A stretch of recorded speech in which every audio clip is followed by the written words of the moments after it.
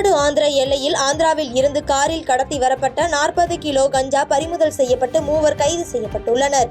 தமிழ்நாடு ஆந்திரா எல்லையான ஆரம்பாக்கம் அடுத்த எலாவூர் சோதனை சாவடி வழியே ஆந்திராவில் இருந்து காரில் அதிக அளவில் சென்னைக்கு கஞ்சா கடத்தி வரப்படுவதாக ஆவடி காவல் ஆணையரக திட்டமிட்ட குற்ற நுண்ணறிவு பிரிவு ஆய்வாளர் ராம்குமாருக்கு கிடைத்த ரகசிய தகவலின் அடிப்படையில் தீவிர வாகன சோதனையில் ஈடுபட்டிருந்தனர்.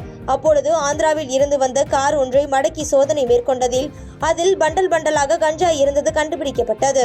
இதையடுத்து ஆந்திராவில் இருந்து சட்டவிரோதமாக கடத்தி வரப்பட்ட 40 கிலோ கஞ்சாவை பறிமுதல் செய்த திட்டமிட்ட குற்ற நுண்ணறிவு பிரிவு போலீசார் அதனை ஆந்திராவில் இருந்து கடத்தி வந்த ஒடிசாவைச் சேர்ந்த சந்தோஷ் நாய்க், கேரளாவைச் சேர்ந்த மித்தில்லா, கும்பகோணத்தைச் சேர்ந்த பாக்கியலட்சுமி ஆகிய 3 கைது செய்து கும்மிடிப்பூண்டி மதுவிலக்கு அமலாக்க பிரிவு போலீசில் ஒப்படைத்தனர்.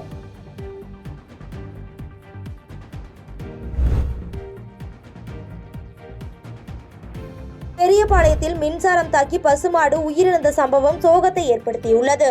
திருவள்ளூர் மாவட்டம் பெரியபாளையம் பஜார் பகுதியில் சுமார் 50க்கும் மேற்பட்ட பசுமாடுகள் மாடு வளர்ப்பவர்கள் முறையாக பராமரிக்காததால் அவை உணவு தேடி சாலையில் சுற்றித் திரிகின்றன. இதனையடுத்து நேற்று பெரியபாளையத்தில் காலை முதல் மாலை வரை மழை விட்டு பெய்து வந்த நிலையில் பழைய காவல் நிலையம் அருகே உள்ள டெலிபோன் கம்பத்தின் மின்சாரம் தாக்கி பசுமாடு ஒன்று சம்பவ இடத்திலேயே பரிதாபமாக உயிரிழந்தது. இது குறித்து அப்பகுதியைச் சேர்ந்தவர்கள் பெரியபாளையம் காவல் நிலையத்திற்கும் மின்வாரிய அதிகாரிகளுக்கு தகவல் அளித்ததின் பெயரில் சம்பவ இடத்திற்கு வந்த மின்வாரிய ஊழியர்கள் இணைப்பை துண்டித்து இறந்து போன பசுமாட்டை மீட்டனர். இச்சம்பவம் பொதுமக்களிடையே சோகத்தை ஏற்படுத்திய நிலையில் மாட்டின் உரிமையாளர்கள் மீது தகுந்த நடவடிக்கை எடுக்க வேண்டும் எனவும், இல்லையெனில் மாடுகளை கோசாலையில் ஒப்படைக்க வேண்டும் என பொதுமக்கள் கோரிக்கை வைத்துள்ளனர்.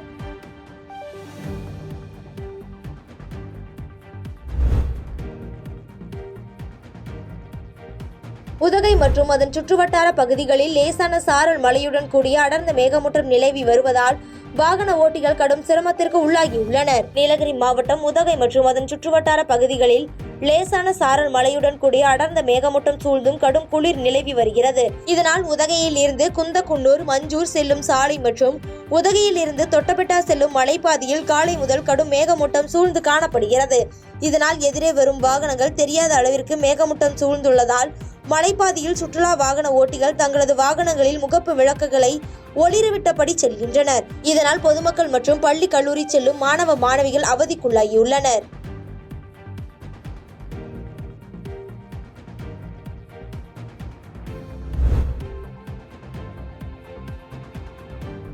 திருவாடானை அருகே பள்ளி மாணவிகள் 2 குளத்தில் மூழ்கி உயிரிழந்த சம்பவம் சோகத்தை ஏற்படுத்தியுள்ளது.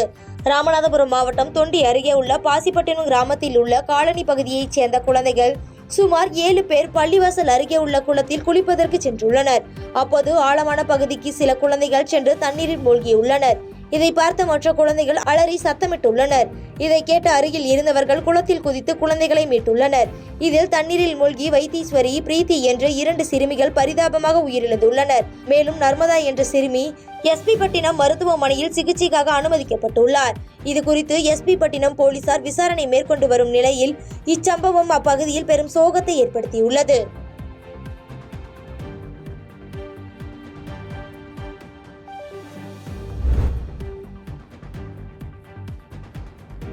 பள்ளிப்பாளையம் பகுதியில் கராத்தே சாம்பியன் போட்டிகளில் பதக்கங்களை வென்று வந்த மாணவர்களுக்கு உற்சாக வரவேற்பு அளிக்கப்பட்டது. நாமக்கல் மாவட்டம் பள்ளிப்பாளையம் பகுதியில் இருந்து கோவாவில் நடைபெற்ற உலக அளவிலான கராத்தே சாம்பியன்ஷிப் போட்டிகளில் பங்கேற்க 22 மாணவர்கள் சென்றனர்.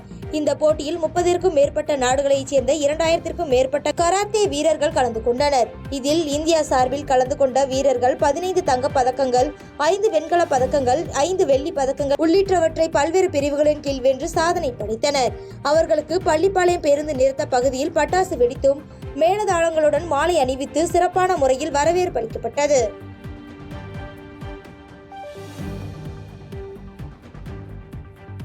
பாதகம் செய்பவரை கண்டால் நாம் பயங்கொள்ளலாகாது பாப்பா. மோதி மிதித்து விடு பாப்பா, அவர் முகத்தில் உமிழ்ந்து விடு பாப்பா. அண்மை செய்திகளை உடனுக்குடன் தெரிந்து கொள்ள இணைந்திருங்கள் இயம்நாடு தொலைக்காட்சியுடன்.